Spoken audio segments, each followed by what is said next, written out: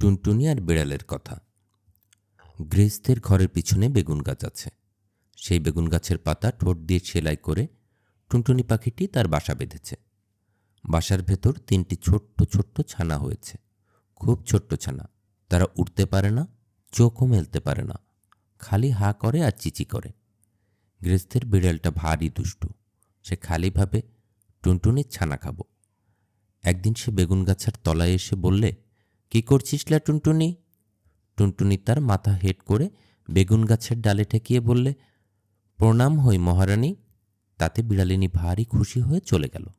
এমনি সে রোজ আসে, রোজ টুনটুনি তাকে প্রণাম করে আর মহারানী বলে, আর সে খুশি হয়ে চলে যায়।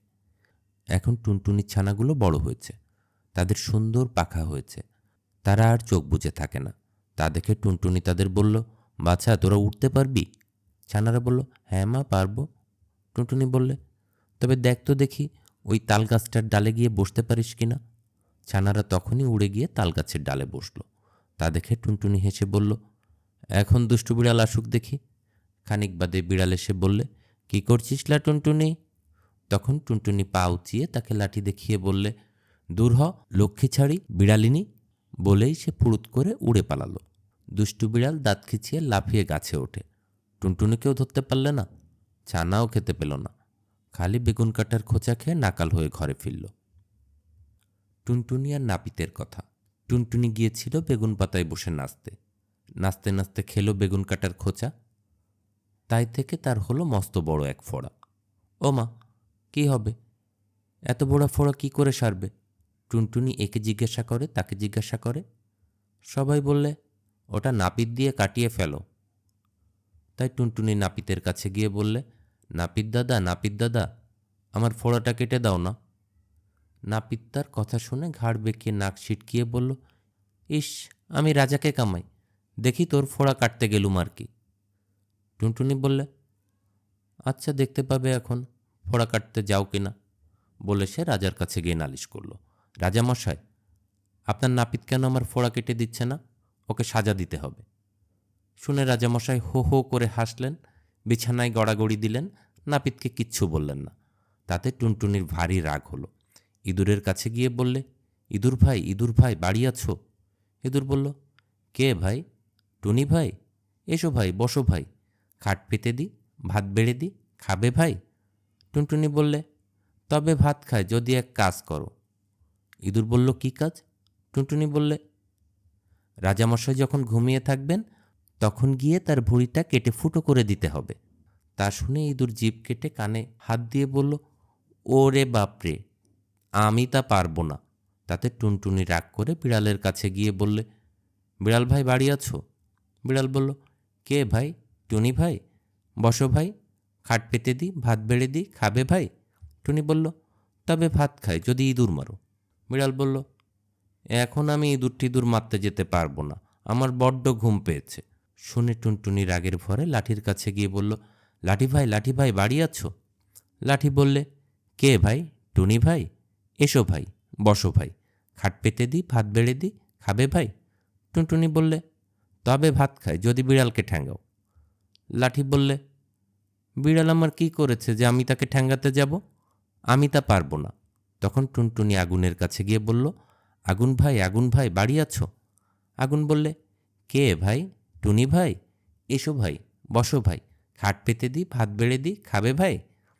টুনটুনি বললে, তবে ভাত খাই যদি তুমি লাঠি পোড়াও।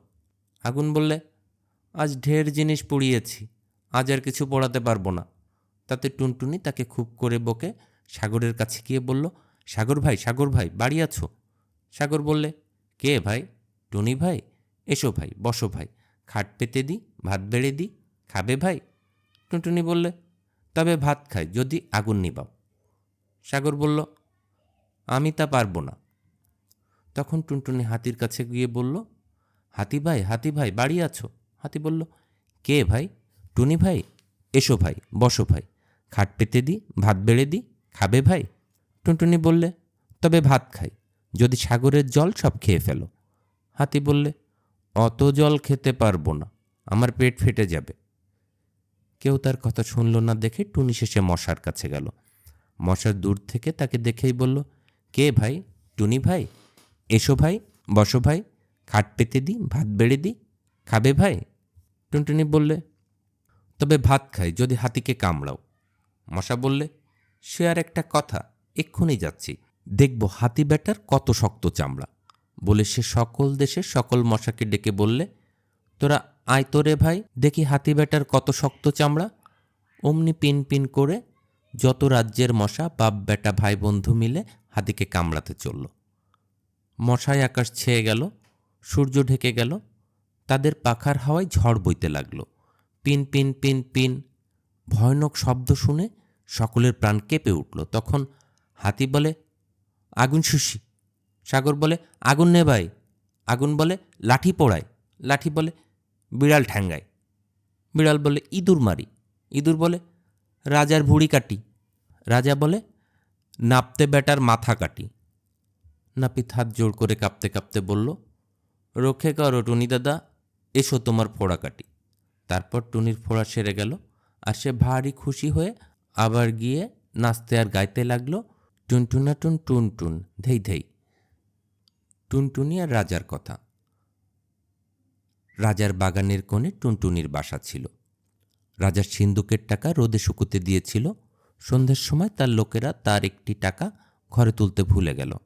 টুনটুনি সেই চকচকে টাকাটি দেখতে পেয়ে তার বাসায় এনে রেখে দিলে, আর ভাবলে, ইস, আমি কত বড় লোক হয়ে গেছি। রাজার ঘরে যে ধন আছে, আমার ঘরেও সে ধন আছে। তারপর থেকে সে খালি এ কথাই ভাবে আর বলে, রাজার ঘরেও যে ধন আছে, টুনির ঘরেও সে ধন আছে। রাজা তার সভায় বসে সে কথা শুনতে পেয়ে জিজ্ঞাসা করলেন, হারে, পাখিটা কি বলছে রে? সকলে হাত জোড় করে বললে, মহারাজ, পাখি বলছে আপনার ঘরে যে ধন আছে, ওর ঘরেও নাকি সেই ধন আছে। শুনে রাজা খিলখিল করে হেসে বললেন, দেখ তো ওর বাসায় কি আছে। তারা দেখে এসে বললে, মহারাজ, বাসায় একটা টাকা আছে। শুনে রাজা বললেন, সে তো আমারই টাকা, নিয়ে আয় সেটা। তখন লোক গিয়ে টুনটুনির বাসা থেকে টাকাটি নিয়ে এলো। সে বেচারা আর কি করে, সে মনের দুঃখে বলতে লাগলো, রাজা বড় ধনে কাতর, টুনির ধন নিল বাড়ির ভিতর। শুনে রাজা আবার হেসে বললেন, পাখিটা তো বড় ঠ্যাটারে, যা ওর টাকা ফিরিয়ে দিয়ে আয়। টাকা ফিরে পেয়ে টুনির বড় আনন্দ হয়েছে। তখন সে বলছে, রাজা ভারী ভয় পেল, টুনির টাকা ফিরিয়ে দিল। রাজা জিজ্ঞাসা করলেন, আবার কি বলছে রে? সবার লোকেরা বলল, বলছে যে মহারাজ নাকি বড্ড ভয় পেয়েছেন, তাই ওর টাকা ফিরিয়ে দিয়েছেন। শুনে তো রাজামশাই রেগে একেবারে অস্থির। বললেন, কি এত বড় কথা, আনতো ধরে, বেটাকে ভেজে খায়। যেই কথা অমনি লোক গিয়ে টুনটুনি বেচারাকে ধরে আনলো। রাজা তাকে মুঠোই করে নিয়ে বাড়ির ভিতরে গিয়ে রানীদের বললেন, এই পাখিটাকে ভেজে আজ আমাকে খেতে হবে। বলে তো রাজা চলে এসেছেন, আর রানীরা 7 জনে মিলে সেই পাখিটাকে দেখছেন। একজন বললেন, কি সুন্দর পাখি, আমার হাতে দাও তো দেখি একবার। বলে তিনি তাকে হাতে নিলেন। তা দেখে আবার একজন দেখতে চাইলেন। তার হাত থেকে যখন আরেকজন নিতে গেলেন, তখন টুনটুনি ফসকে গিয়ে উড়ে পালালো। কি সর্বনাশ, এখন উপায় কি হবে? রাজা জানতে পারলে তো আর থাকবে না। এমনি করে তারা দুঃখ করছেন। এমন সময় ব্যাঙ সেইখান দিয়ে থপথপ করে যাচ্ছে। 7 রানী তাকে দেখতে পেয়ে খপ করে ধরে ফেললেন আর বললেন, চুপ চুপ, কেউ যেন জানতে না পারে। এইটাকে ভেজে দিই, আর রাজামশাই খেয়ে ভাববেন টুনটুনিই খেয়েছেন। সেই ব্যাঙটার ছাল ছাড়িয়ে তাকে ভেজে রাজামশাইকে দিলে তিনি খেয়ে খুশি হলেন। তারপর সবে তিনি সবাই গিয়ে বসেছেন আর ভাবছেন, এবারে পাখির বাচ্চাকে জব্দ করেছি। অমনি টুনি বলছে, বড় মজা, বড় মজা, রাজা খেলেন ব্যাঙ ভাজা। শুনেই তো রাজামশাই লাফিয়ে উঠেছেন। তখন তিনি থুতু ফেলেন, ওয়াক তোলেন, মুখ ধোন, আরও কত কি করেন। তারপর রেগে বললেন, 7 রানীর নাক কেটে ফেলো। অমনি জল্লাদ গিয়ে 7 রানীর নাক কেটে ফেললে। তা দেখে টুনটুনি বললে, এই টুনিতে টুনটুনালো 7 রানীর নাক কাটালো। তখন রাজা বললেন, আন বেটাকে ধরে, এবার গিলে খাবো, দেখি কেমন করে পালাই। টুনটুনি ধরে আনলে। রাজা বললেন, আন জল। জল এলো। রাজা মুখ ভরে জল নিয়ে টুনটুনিকে মুখে পুরেই চোখ বুজে ঢক করে গিলে ফেললেন। সবাই বললে, এবার পাখি জব্দ। বলতে বলতে রাজামশাই ভক করে মস্ত একটা ঢেকুর তুললেন। সবার লোক চমকে উঠল, আর টুনটুনি সেই ঢেকুরের সঙ্গে বেরিয়ে এসে উড়ে পালালো। রাজা বললেন, গেল গেল, ধর ধর। অমনি 200 লোক ছুটে গিয়ে আবার বেচারাকে ধরে আনলো। তারপর আবার জল নিয়ে এলো, আর সিপাই এসে তলোয়ার নিয়ে রাজামশাইয়ের কাছে দাঁড়ালো। টুনটুনি বেরোলেই তাকে দুটুকরো করে ফেলবে। এবার টুনটুনিকে গিলেই রাজামশাই 2 হাতে মুখ চেপে বসে থাকলেন, যাতে টুনটুনি আর বেরোতে না পারে। সে বেচারা পেটের ভিতর গিয়ে ভয়ানক ছটফট করতে লাগলো। খানিক বাদে রাজামশাই নাক ছিটকিয়ে বললেন, ওয়াক! অমনি টুনটুনিকে শুদ্ধ তার পেটের ভিতরে সকল জিনিস বেরিয়ে এলো। সবাই বললে, সিপাই সিপাই, মারো মারো, পালালো। সিপাই তাতে থতমত খেয়ে তলোয়ার দিয়ে যেই টুনটুনিকে মারতে যাবে, অমনি সেই তলোয়ার টুনটুনির গায়ে না পড়ে রাজামশাইয়ের নাকে পড়ল। রাজামশাই তো ভয়ানক চেঁচালেন। সঙ্গে সঙ্গে সবার লোক সব চেঁচাতে লাগলো। তখন ডাক্তার এসে ওষুধ দিয়ে পটি বেঁধে অনেক কষ্টে রাজামশাইকে বাঁচালো। টুনটুনি তা দেখে বলতে লাগলো, নাক কাটা রাজা রে, দেখ তো কেমন সাজা রে, বলেই সে উড়ে সে দেশ থেকে চলে গেল। রাজার লোক ছুটে এসে দেখল খালি বাসা পড়ে আছে।